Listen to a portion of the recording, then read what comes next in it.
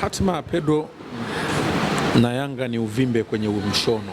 Hatima ya Pedro na Yanga uvimbe kwenye mshono kwa sababu Young Africans na Pedro wana mkataba ambao wameingia katikati ya msimu baada ya dirisha kubwa wakiwa na Romain Folz. Pedro kaingia katikati.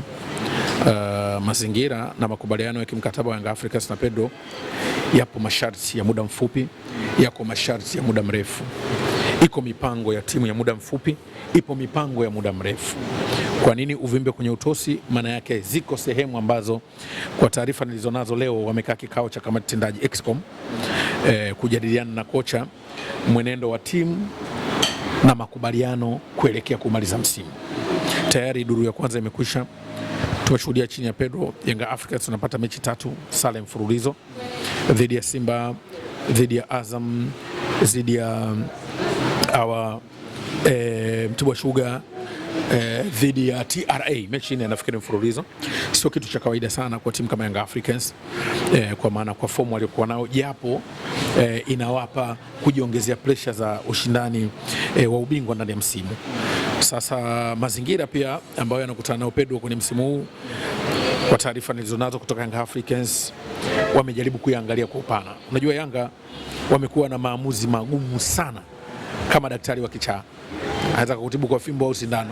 Hersi na wenzake walishamfukuza Gamondi kwa kupoteza mechi 2 tu na akiwa bingwa ambaye ametoka kuwapa ubingwa msimu uliopita.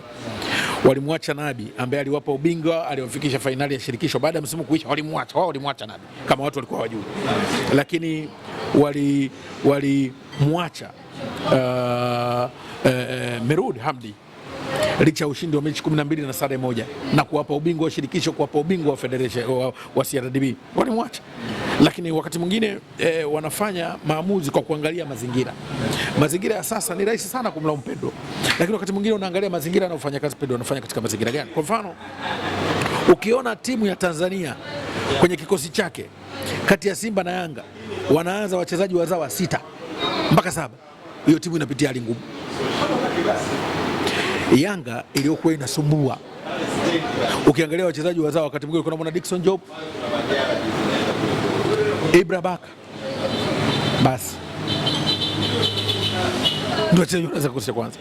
Safari ukipanga Young Africans wachezaji mpaka 7 ni wachezaji wazawa. Haina maana wazawa hawana quality. Timu imeflop, management inajua wanachofanya sasa hivi, hawataki pressure. Ukitaka ujikosoe wakati huo hujasahihisha mambo, ndio njia nyingine ya kujiharibia kabisa. Yako mazingira ya Young Africans wanafahamu. Walikuwa na matarajio makubwa kwa kuongeza mikataba wachezaji wao wa zamani kwenye timu, wakiamini fomu itakuwa bora, na wao nao fomu imeshuka.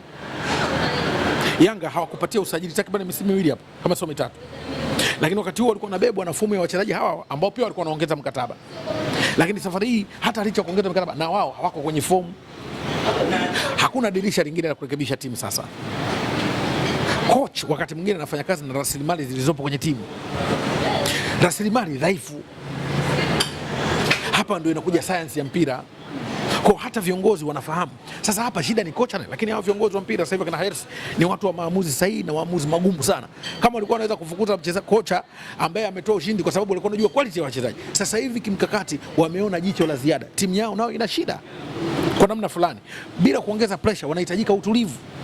Kwanza utulivu kukimbilia ubingwa wao wa CRDB watetezi na NBC watetezi. Kwanza dili kuna mechi 14. Ligi inakwenda kupumzika takriban majuma 2. Kuna wachezaji wana majeraha, wanatakiwa warudi. Timu inabidi iangaliwe mapungufu yako wapi, yale ambayo yanaweza kurekebishika na mwalimu na yale ambao wanahitaji pia kuleta utulivu kwenye timu. Kwa sababu timu inavyocheza maneno ya watu nje na yanawaathiri viongozi, lakini utulivu wa viongozi wao ndio unahitajika kipindi hiki. Viongozi sio mashabiki. Viongozi ndio wamebeba maono ya timu. Ndio maana mkataba wa Pedro na Yanga ni uvimbe kwenye mshono. Una hatari kwa sababu kuachana naye kuna hatari kwenye timu, lakini unaachana naye kwenye mazingira gani? Kocha ana tatizo, kocha zaidi kuliko wachezaji. Nani asiyejua mazingira ya baadhi ya wachezaji wa Yanga kwamba fomu zao nao zinapungua? Maana yake uwezi ukabeba gari mzigo wa tani 10 kwenye gari ya tani 3 alafu nataka kusema gari hii haikimbii. dereva hajui kuendesha, mbona akimbizi gari? Kuna wakati hawapokei majukumu wachezaji kwa sababu vile walivyo. Juzi tumeitazama mechi ya Yanga dhidi ya Tabora. Uwezo wa Young Africans baadhi ya wachezaji kuisaidia timu bila mpira mdogo, na viongozi wanajua wakati mwingine wakakuwa hawako kwenye matokeo mabaya, wanatakuwa tulize pressure. Bahati mbaya mashabiki wanaingia kwenye mtego wa pressure, na pressure, mpira wetu umejaa saikolojia. Kwa wanaamini ukiwatia pressure mashabiki wa Yanga wataacha kuisupport timu yao, watakuwa naizomea. Na Yanga wameingia kwenye mtego sasa hivi, wanafundishwa kuzomea timu yao. Young Africans wanafundishwa kuzomea timu yao na wanazomea. Of course kweli timu yao ina mapungufu, lakini sio mapungufu sasa kuona hii timu haiwezi chochote, kwa sababu ni namna pekee tu ya kuwafanya Yanga watoke mchezoni, licha ya wachezaji waliokuwa nao, ni kuwashusha morali, na mashabiki wa Yanga wameshuka morali. Wameanza vita na kocha. Nikuulize, Romain Folz alikuwa na shida? Wakati mwingine rasilimali unazofanya nazo kazi ndio zinaweza kukuletea shida. Ni rahisi sana kumlaumu kocha, anafanya kazi na rasilimali gani? Mpira wa sasa hivi ni science. Nakupa mfano, kocha Luis Enrique kafanya kazi na Messi, Neymar kwenye timu pale, Mbappe. Mafanikio kapata na wachezaji gani? Wenye umri wa kati, njana mafanikio. Hawa wachezaji wengine washakinai mafanikio, mabingwa mara 4, wamechoka miili. Kwa hali ya kumwambia chochote, anaweza kawa anakitaka kitu ambacho kakizoea. Ndio maana kwenye football kuna utaratibu wa kutengeneza timu katika mkakati wa kutafuta X factor, lakini wakati mwingine unaangalia kitu gani kitakusaidia wakati gani. Young Africans kipindi hiki walichokuwa nacho, viongozi ndio wanajua timu inatakiwa iende wapi, mashabiki ndio wanaona timu haina mwelekeo. Of course wachezaji wao wengi bora walio kwenye form kwa muda mrefu, umri wao wengi umesogea juu, wanahitaji kupata wachezaji bora ambao watasaidia kuisaidia timu. Wakati huo taratibu wanajenga timu mpya. Wakikurupuka wataanguka kwa Simba. Simba waliua timu yote, wakaona wazee, wakafukuza Rudiuzi wamemrudisha Chama.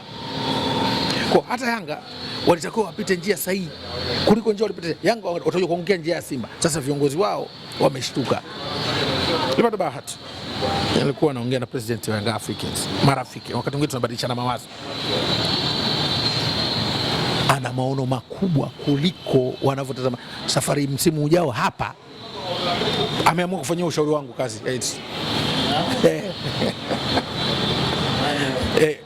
Msimu ujao Hersi anafanyia kazi ushauri wangu. Naishai kumuonya, tafuta wachezaji wanaoishia robo finali, federation au shirikisho. Usajili ujao wa Young Africans, usajili ujao wa Young Africans ni surprise kati ya Irani, Marekani na Israeli.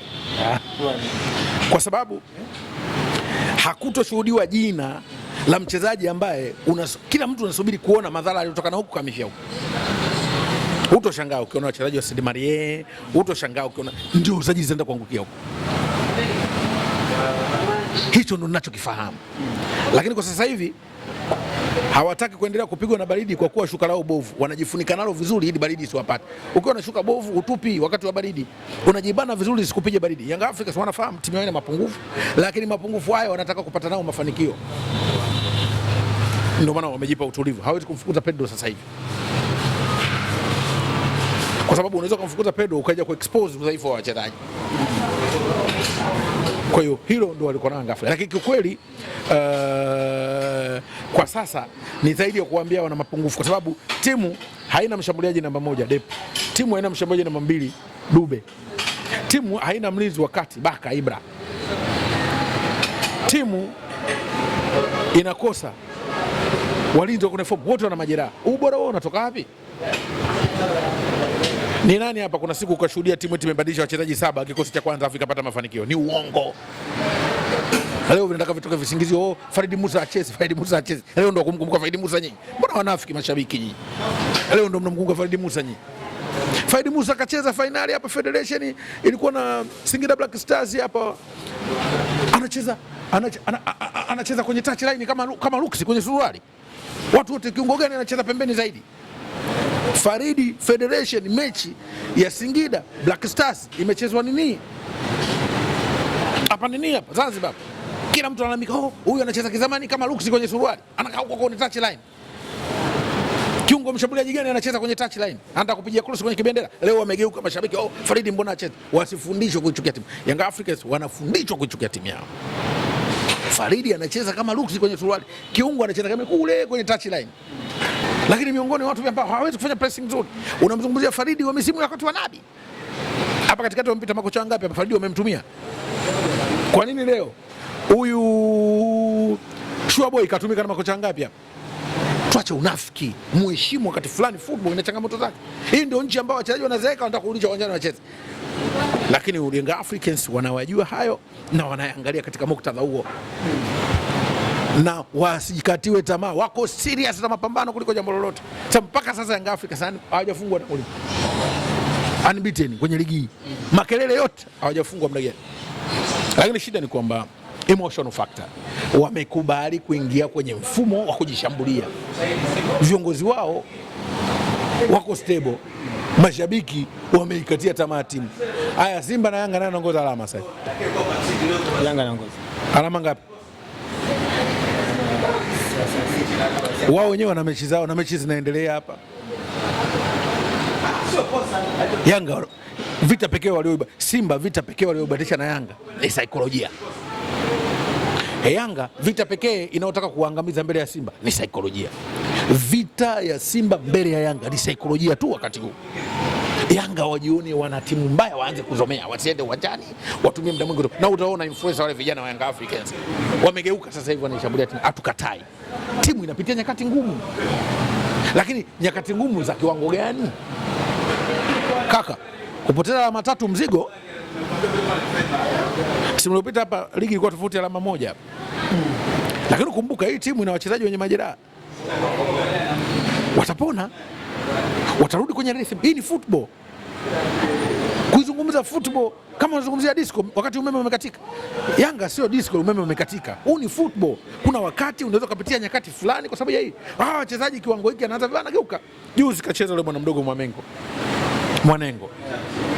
Mchezaji mzuri sana, anahitaji vitu vichache kuwa bora. Mwanengo ana kasi, ana nguvu, anahitajika mambo machache ya kiufundi ambayo yanarekebishika.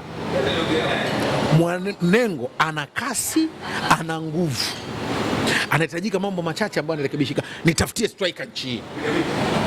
Tunamshambulia Mwanengo, tunasahau tunamshambulia gani sisi? Samata ndio babu. Mzize ndio katoka kwenye majeraha juzi. Anakwenda kuwa mchezaji mwenye umri unasogea. Mwanengo ni mchezaji anayetakiwa kujengwa. Mwanengo yule ukimchukua, ufundi wa mpira na speed na mpira, John Boko amfikie Mwanengo. Ufundi na mpira, nguvu na mpira na kasi na mpira, John Boko amfikie Mwanengo. John Boko alinyamzema Mwanengo ni utulivu wake wa kufunga, kitu ambacho yule kijana akijengwa anafanya. Lakini angalia vita anaopigwa Mwanengo, angekuwa anachezea Dipuli watu wasingepiga kelele. Lakini wanahitaji kumpa muda kwa sababu anacheza mechi ngumu na timu zenye pressure. Lakini Mwanengo ni mshambuliaji hatari, anahitajika kujengwa. Watu wa mpira, yule mchezaji anahitaji kwenda kwenye akili kumjengezea tiba clinic, tactical clinic and technical clinic. Ana vitu vichache vya kumjenga. Positioning, excellent positioning skills. Nilichokiona kutoka kwake, anapenda kuama kwenye sanduku zaidi. Alafu anatakiwa kucheza, awe na ultimate composure, kucheza kwenye pressure. Kucheza kwenye pressure, kupokea mipira maeneo magumu. Aggressive na speed na nini, kwa sababu kijana bado ana nguvu, ana kasi na mpira. Na atulize akili. Kweli mechi iliyopita nilimuona anaangalia chini sana. Mechi ya juzi nikaona anaangalia juu pia mpaka anasahau mpira. Relax. Lakini mchezaji ambao umri wake unamruhusu kufanya shot, anapiga, ana kasi, anahitaji utulivu sasa kuweza kupress, kushoot, kukave, kufanya volleying, proper volleying. Lakini watu wanataka kumchukulia kama ni mchezaji sasa kashafikia mwisho wa dunia. kwa sababu tuko kwenye taifa ambalo mpira nao uzungumzi kisayansi, umejaa sanaa. Ukubwa wake wote Perez yule 2009 alijiuzuru, weka watu wakashindwa kumsaidia. Nimekutajia mfano wa juzi hapa, mafanikio aliyopata PSG sio na Galacticos. Alafu timu haijawahi kuitwa bora kama msimu haujakwisha. Timu bora ikiwa na kikombe ndani. Timu bila kikombe gani sio bora? Sasa hivi kuna timu inayocheza vizuri, sio timu bora. Ubora ni kikombe mwisho wa msimu. Ligi imekwisha. Kwa sababu football unaamua tu kutawala mchezo au kushinda mchezo.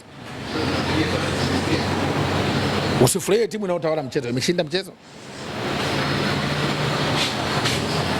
Yanga wanacheza, Simba wanacheza. Mpaka hapa nani anashinda michezo? Tukichukua ligi imeishia hapa, nani anashinda mchezo? Yanga. Na yule piga pasi 7,000. Jana tumeshuhudia mechi nzuri sana Manchester City dhidi ya Arsenal. Aliyetawala mchezo nani? Aliyeshinda mchezo? Ndio football, na ligi haijaisha hii. Iko hivyo. Hatima yao ipoje kwa upande wa ubingwa na haya ambao wanaendelea sasa hivi? Wana dalili kuchukua ubingwa zipo kwa Yanga kutetea ubingwa wao? Yanga ndio wanatetea ubingwa wao. Na wanao nafasi ya kutetea ubingwa wao kwa sababu ligi inaendelea, mechi 14 zimebaki. Nyingi mno kwenye ligi. Na mbaya zaidi, matukio ya sasa ya Yanga ni bora angekuwa na matokeo kwa sapati. Na washajijua. Maana wakikaa wanaangaliana, wanarudisha mechi za zamani, video za zamani, waangalie makosa yao. Mbaya zaidi, makosa yao yamejulikana mapema. Ubingwa mgumu na mbio wanazo kali kwenye ubingwa. Kwa sasa hivi vita ya kwanza ya Yanga ni saikolojia. Vita saikolojia nyepesi ngumu kama utoitibu unavyotakiwa kutegeka. Lakini nafikiri Yanga Afrika tutaitibu katika muktadha huu. Na kipindi hiki ambacho kimeingia kwenye break ya FIFA hii, nini kifanyike ndani ya Yanga Afrika ili iweze kurudi katika ubora wao? Naona Yanga wamepata likizo ya kujijenga. Ni hatari sana duru ya pili wakirudi. Yanga Africans wamepata likizo ya kujijenga, ni hatari sana duru ya pili wakirudi kwa sababu timu yao itakuja na rhythm mpya. Wataweza kupata nafasi hata waliokuwa na majeraha madogo wakarudi. Yatakampa nafasi kocha kushauriwa nini aende kufanya. Wachezaji wakajua wajibu wao wa kuitumikia klabu.